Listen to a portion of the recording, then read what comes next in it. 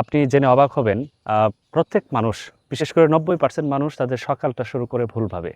আর এই ৯০% মানুষ ভুলভাবে তাদের দিন শুরু করার কারণে খুব দ্রুত সময়ের মধ্যে তারা বিভিন্নভাবে অসুস্থতার শিকার হয়। ৯০% মানুষ এই যে ভুলভালভাবে যে জীবনযাপন শুরু করে, তার মধ্যে ১০% মানুষ সঠিক প্রক্রিয়ায় তাদের দিন যাপন শুরু করে এবং এই ১০% মানুষেরই খুব কম বডিতে রোগ জীবাণু হয়ে থাকে।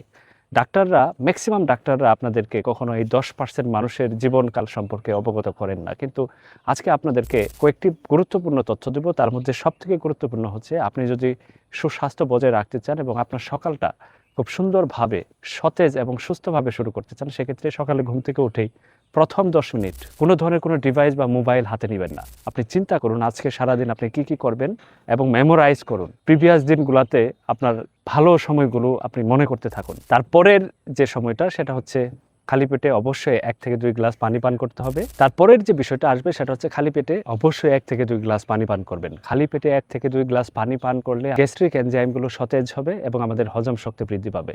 সবথেকে ইম্পর্ট্যান্ট যে বিষয় সেটা হচ্ছে, যে ধর্মেরই হন না কেন, আপনার ধর্মীয় কাজ শেষ করে অন্তত ৩০ মিনিট করে ব্যায়াম করার জন্য বেরিয়ে পড়ুন। যদি আপনি নারী হয়ে থাকেন সেক্ষেত্রে বাসাতেই ৩০ মিনিট শরীরে ঘাম ঝরানোর মতো কাজ করুন। সেক্ষেত্রে আপনার শারীরিক যে প্রোডাক্টিভিটি, উর্বরতা এবং সজীবতা, সেটা কিন্তু নিরবিচ্ছিন্নভাবে বৃদ্ধি পেতে থাকবে এবং আপনার দেহ থেকে জটিল রোগগুলো ধীরে ধীরে ঝরে পড়ে যেতে থাকবে। সুস্থ থাকুন। আসসালামু আলাইকুম।